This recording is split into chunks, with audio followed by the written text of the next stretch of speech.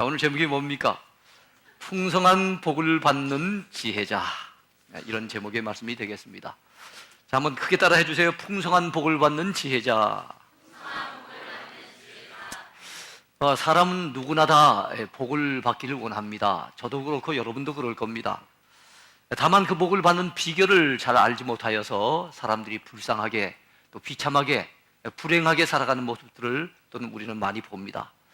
어떻게 하면은 우리가 축복된 인생을 살 수 있을까요? 그 비결이 무엇일까요? 그 비결을 터득하는 것을 지혜라고 합니다. 그래서 지혜를 가진 사람, 달리 말한다면 행복한 인생, 성공된 인생을 살아갈 수 있는 비결을 터득한 사람인 거예요. 그런 지혜로운 사람이 그야말로 복된 인생을 살 수가 있습니다. 그러나 지혜가 없을 때는 우리는 어리석어질 수밖에 없고, 어리석은 인생은, 필경은 그의 인생 끝이 불쌍해지고 비참해질 수밖에 없는 겁니다. 그래서 우리 모두는 어리석은 인생이 아니라 지혜로운 인생이 되어야 됩니다.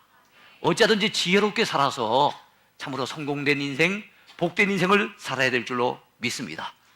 그런 측면에서 이 잠언은 우리에게 풍성한 복을 얻는 비결, 어떻게 하면 지혜롭게 살아서 어떻게 하면 행복하게 성공적인 인생을 살 수가 있을까를 가르쳐주는 그 지혜가 가득히 담겨져 있는 그 말씀이 어떤 말씀이라고요? 이 잠언의 말씀입니다. 그렇다면 어떤 자가 지혜로운 자일까요? 오늘 본문을 통해서 세 가지 정도 살펴보려고 합니다. 어떤 자가 지혜로운 자일까요? 첫 번째, 하나님의 말씀에 순종하는 사람이 지혜로운 사람이랍니다. 믿으시기 바라요. 왜 그렇겠습니까? 하나님 말씀에 순종한다는 것은 달리 말한다면 뭡니까? 모든 복이 하나님께로부터 나오는 것을 그는 알고 있기 때문에 그 말씀대로 살아야만 내가 복이 있을 것이다 라고 믿고 하나님 말씀에 순종하는 거거든요. 그러니까 모든 복이 하나님께로부터 온다 하는 것을 알고 있으니까 어떤 사람이에요? 지혜로운 사람이죠.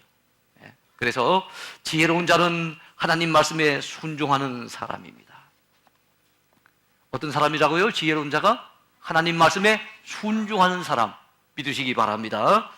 자, 오늘 1, 2절 말씀에 그렇게 나와요. 내 아들아, 나의 법을 잊어버리지 말고 내 마음으로 나의 명령을 지키라. 그리하면 그것이 내가 장수하여 많은 해를 누리게 하며 평강을 더하게 하리라.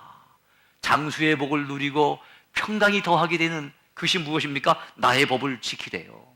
물론 여기서 말씀하는 나의 법은 직접적으로 얘기한다면 솔로몬이 자기 아들에게 제시하는 그 법입니다. 그러나 그 법이 자기가 정한 법이 아니잖아요. 자기가 하나님께로부터 받은 법이니까 솔로몬이 제시하는 이 나의 법은 결국은 하나님의 말씀인 거지요. 이 말씀을 지키라는 겁니다. 이 말씀을 마음판에 새기며 살라는 것입니다. 이 말씀에 순종하여 살면은 장수의 복을 누리고 또한 평강을 누리게 될 것이라는 겁니다. 그래서 요한계시록 1장 3절에 보면 이 예언의 말씀을 읽는 자와 듣는 자와 그 가운데 기록된 것을 지키는 자들이 복이 있나니 때가 가까움이라. 복이 있는 이유 중에 가장 중요한 이유가 뭡니까? 주님의 재림의 때가 멀지 않았기 때문에, 가까이 다가오고 있기 때문에 말씀대로 산다는 것이 얼마나 큰 복인지 모른다는 거예요. 여러분, 주님이 재림에 오시지 않는다면은, 천국과 지옥이 없다면은, 우리가 주 앞에 서지 않는다면 말씀 지킬 이유가 없어요. 말씀 지키는 게 별 가치 있는 게 아닙니다. 그러나 주님의 재림이 가깝기에, 그분 앞에 우리가 서야 하기에, 천국이 있고 지옥이 있기에, 하늘 상급이 우리를 기다리고 있기에 주의 말씀대로 사는 것이 복이 있는 사람인 것이며, 그렇게 사는 사람이 지혜로운 인생인 것입니다.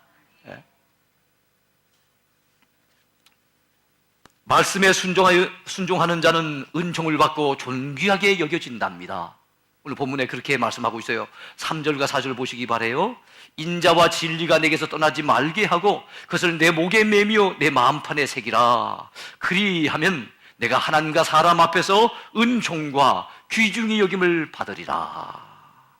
하나님의 말씀, 이 진리를 우리 마음판에 잘 새겨서 그 말씀대로 지켜 행하면은 하나님 앞에 복을 받는데 어떤 복을 받는다고요? 하나님께서 은총을 주신답니다.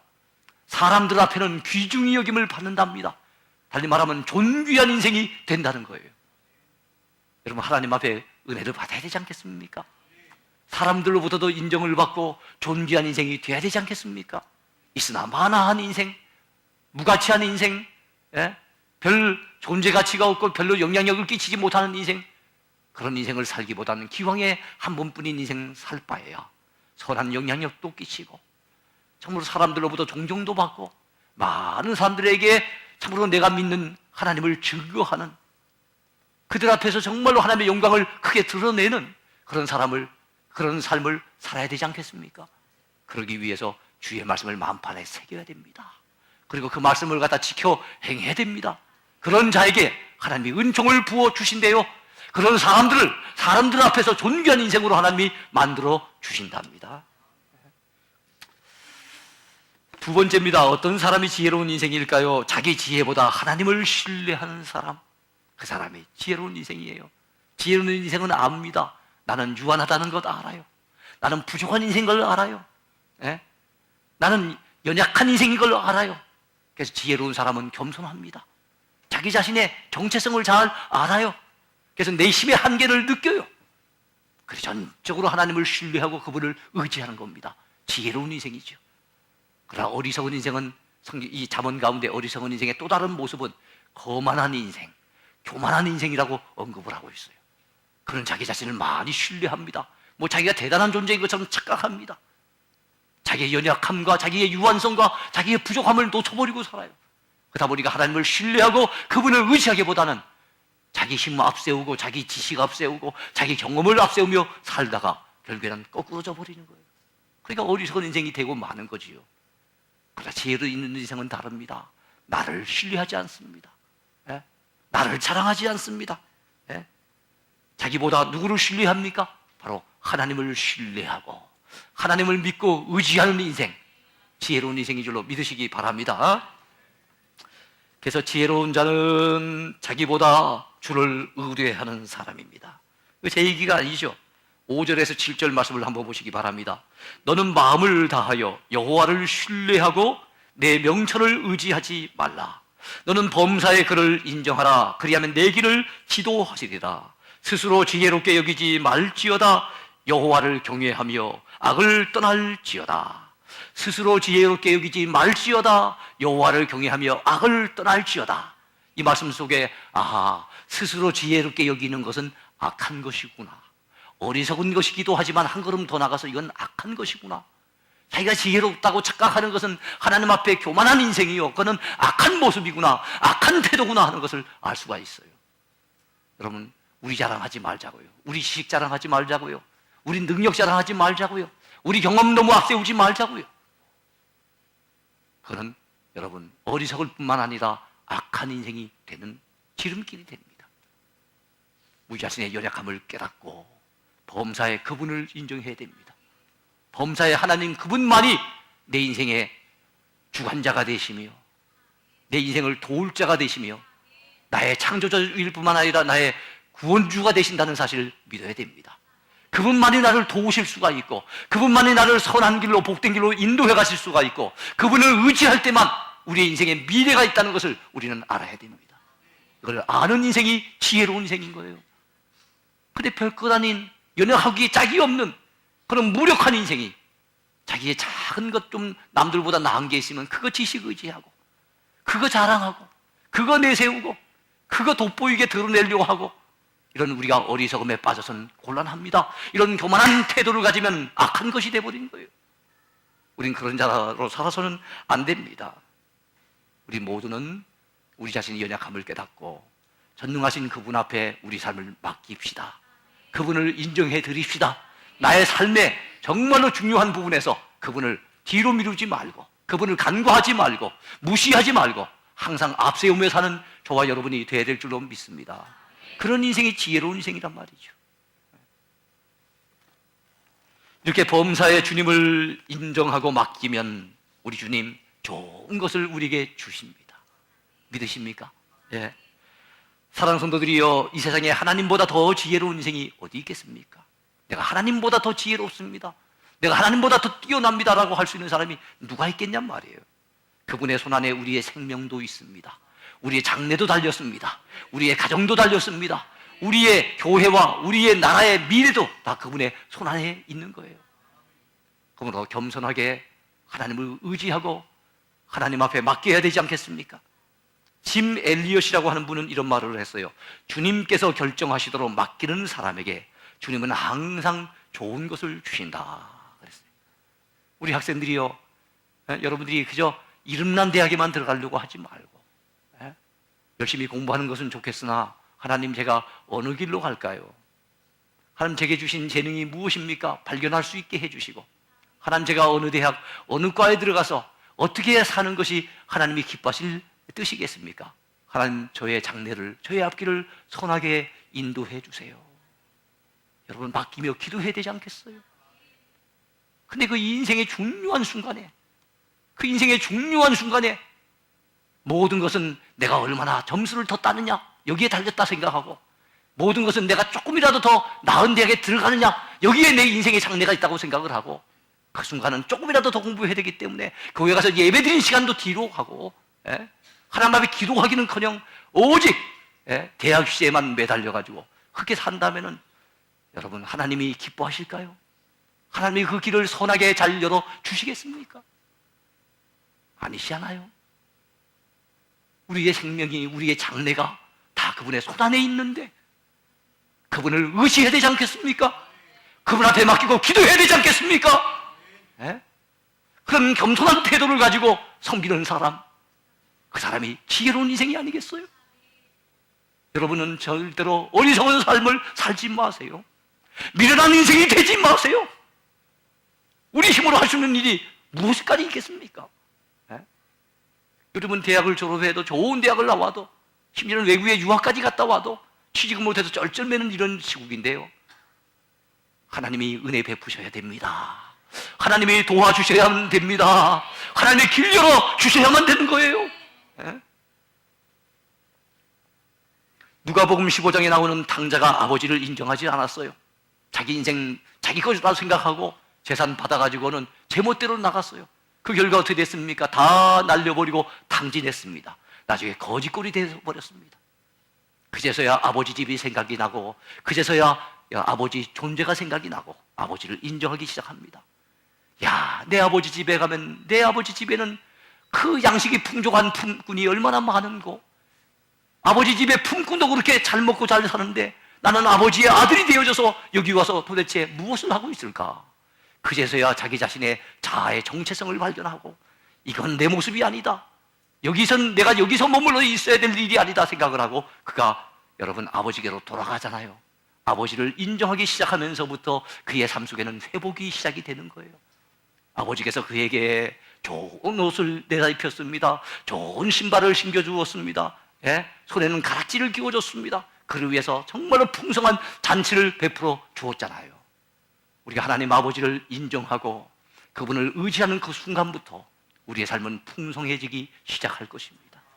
하나님이 도와주시고 하나님이 내 삶 속에 개입하시며 역사하실 그 순간부터 우리 삶은 달라질 수 있어요.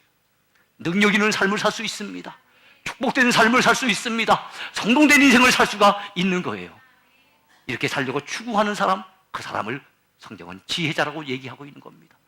우리 모두 이런 지혜자가 되어야 될 줄로 믿습니다. 마지막 세 번째입니다. 하나님을 먼저 공경하는 사람, 이 사람이 지혜로운 사람이에요. 하나님을 먼저 공경하는 사람, 매사에 하나님을 먼저 앞세우는 사람, 이분이 지혜로운 인생인 거예요.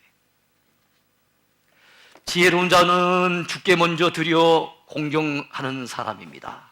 매사에 주님께 먼저 드리는 거예요. 시간도 주님 앞에 먼저 드리고, 물질도 먼저 드리고, 매사에 어떤 일이든지 우리 주님을 갖다 먼저 공경하는 태도를 가지는 사람. 주일날입니다. 결혼식이 있어요. 동창회가 있습니다. 등산 모임에서 오라고 합니다. 가보고 싶은 여행지도 있습니다. 그런데 주일날이라서 주님 앞에 나와 예배를 드리는 사람, 그 시간을 먼저 누구에게 드린 겁니까? 하나님께 드린 거죠. 그렇지 않습니까? 월급을 받아왔습니다. 참 써야 될 일이 많습니다. 지출해야 될 내용들이 그 명세를 보니까 쫙 많이 있습니다. 11조를 먼저 하나님 앞에 드린다는 게 결코 쉽지 않아요. 다 쓰고 드리려고 한다면 여러분 10년 가도 못 드립니다. 20년 지나도 드리기가 어려워집니다. 액수가 많아지면 많이 드릴 수 있을 것 같죠? 액수가 많아지면 11조 액수도 커지기 때문에 부담이 더 커져가지고 더 못 드립니다. 액수가 작을 때부터 드리는 습관이 들고 하나님 앞에 먼저 공경하고자 하는 마음으로 드리게 될 때 나중에 액수가 많아져도 여러분 기꺼이 기쁨으로 드릴 수가 있는 거예요. 물질을 드림도 하나님을 공경하는 마음이 있을 때 먼저 드릴 수가 있는 거예요. 먼저. 이런 사람이 지혜로운 사람이에요. 왜요? 바로 그런 사람을 하나님이 눈여겨보시고 그런 사람을 축복해 주실 것이기 때문에 그렇습니다. 그런 사람들에게 풍성한 축복을 하나님은 약속하고 계신 겁니다. 9절 10절 말씀을 보시기 바라요. 내 재물과 내 소산물의 처음 익은 열매로 여호와를 공경하라. 그리하면 내 창고가 가득히 차고 내 포도즙 틀에 새 포도즙이 넘치리라. 그렇게 말씀하고 있습니다. 여러분 거기 보니까 내 재물과 내 소산물의 처음 익은 열매를 드리래요. 처음 익은 열매. 예? 유대인들은 여러분 곡식을 거둘 때 항상 처음 익은 열매를 하나님 앞에 드리는 습관이 있어요. 왜? 성경이 가르치고 있으니까. 또한 여러분 과일을 따더라도 처음 익은 열매는 하나님 앞에 드려요. 그 다음에 양과 염소, 소 이런 것들이 새끼를 낳더라도 첫 새끼, 그걸 갖다 하나님 앞에 먼저 드리는 그런 아름다운 습관이 있어요. 먼저 드리는 것, 이것은 시간적으로도 먼저라는 의미가 있지만은, 그래서 이 퍼스트의 의미가 있지만 이것은 또한 베스트의 의미가 있어요. 보통 만물이 좋은 거예요. 끝물, 끝자락에 난 끝물은 조금 가치가 떨어지는 겁니다. 그래서 먼저 드린다는 것은 시간적으로도 먼저 드린다는 의미가 강하지만은 또 그 외에도 그만큼 하나님 앞에 더 좋은 것을, 더 귀한 것을 드린다는 그런 마음가짐이 있는 거예요. 하나님을 공경하기 때문에 이게 가능한 겁니다. 그러므로 여러분, 우리 모두는 하나님 앞에 늘 감사한 마음을 가지고 하나님을 앞세우면서 살아가는 그런 복된 인생이 되어야 될 줄로 믿습니다. 이렇게 하나님의 일을 먼저 하면은요, 하나님은 우리 일 해주십니다. 하나님의 일을 먼저 하면요, 하나님은 우리 일 해주세요. 미국의 백화점 왕으로 유명한 존 워너메이커라고 하는 사람이 있습니다. 그는 85년 일생을 참 하나님 앞에 아름답고 복되게 쓰임받았고 전 세계적으로 큰 영향력을 끼쳤던 인물이에요. 그는 백화점을 처음 창시한 분이기 때문에 그를 보통 백화점 왕이라고 얘기를 해요. 백화점에 엘리베이터를 갖다 설치한 것도 그분이 제일 먼저 설치했대요. 저 하늘에다가 에드벌룬을 띄워가지고 뭐 홍보하는 이것도 그분이 제일 먼저 했답니다. 그 다음에 소비자는 왕입니다. 고객이 왕입니다. 이런 문구도 그가 개발해서 처음 사용했던 그런 문구랍니다. 신면에 전면 광고를 내는 것도 그가 처음 시작을 했고요. 미국에 여러분 우리나라에 보면 LPGA라 그래가지고 미국 프로골퍼 거기에 보면 우리 한국 여성들이 굉장히 참 맹위를 떨치고 있지 않습니까? 그러나 우리 남자 선수들 가운데는 그렇게 잘하는 사람이 많지 않아요. 근데 이 미국 골프 협회를 갖다가 최초로 시작한 사람, 그 사람이 또한 이 백화점 왕 존 워너메이커라는 거예요. 그거 외에도 여러분 이분이 세계적으로 끼친 영향이 크고, 그가 해리슨 대통령이라고 하는 대통령 때 최신부 장관을 했는데, 최신부 장관을 할 때 처음으로 소포라고 하는 개념, 물건 자체를, 편지가 아니라 물건 자체를 갖다가 각 가정에 배달하는 이 소포라고 하는 것도 그가 고안해서 처음 실시를 했답니다. 어제 세계적으로 영향력을 많이 끼쳤던 인물이에요. 그럼에도 불구하고 우리가 주목해야 될 일은, 그는 65년 동안 주일학교를 섬겼습니다. 20살 때부터 85세 죽을 때까지. 그가 돌보고 있었던 필라델피아에 있는 베다니 침례교회, 거기에는요 약 6천 명 정도의 아이들이 늘 바글바글거렸답니다. 그가 부장 장로로서 섬겼어요. 항상 주일학교에 대해서 관심을 기울이고 애썼던 그는 세계 주일학교 연합회가 조직이 되고 그 첫 번째 회장으로 또한 쓰임 받았던 분이기도 합니다. 그랬던 분인데, 그 워너메이커가 성공하게 된 비결이 7가지 성공 습관이 있답니다. 새벽에 일어나는 습관, 긍정적인 삶의 태도를 유지하는 습관, 절약하고 저축하는 습관, 독서하는 습관, 기도하는 습관, 메모하고 정리하는 습관, 칭찬하고 격려하는 습관. 그런데 이 습관보다 더 중요한 습관이 그의 삶을 지배를 하게 되는데, 그게 뭔가 하면 매사에 하나님의 일을 먼저 생각하는 습관. 매사에 하나님의 일을 먼저 생각했답니다. 그가 여러분 해리슨 대통령 당시에 최신부 장관을 했어요. 대기업의 회장이면서도 최신부 장관을 한다는 게 쉬운 일은 아니었겠죠. 그래서 어느 날 기자가 와가지고 인터뷰 요청을 합니다. 이렇게 질문을 던지죠. 장관님은 큰 기업의 회장으로서 비즈니스뿐만 아니라 국가에 대한 봉사자로서도 늘 눈코 뜰 새 없이 바쁜 것으로 알고 있는데 어떻게 6천여 명이나 되는 그 주일학생들을 이끌고 있습니까? 그랬더니 이 워너메이커가 대답을 이렇게 명확하게 합니다. 저에게는 주일학교가 가장 중요한 비즈니스입니다. 다른 비즈니스는 주일학교 사역에 비하면 그저 하나의 작은 일에 불과합니다. 45년 전 저는 하나님과 분명한 약속을 했습니다. 그리고 그 약속을 믿었습니다. 먼저 그의 나라와 그의 의를 구하라. 그리하면 이 모든 것을 너에게 더하시리라고 하는 이 하나님의 약속의 말씀을 내게 주신 말씀으로 내가 굳게 받았습니다.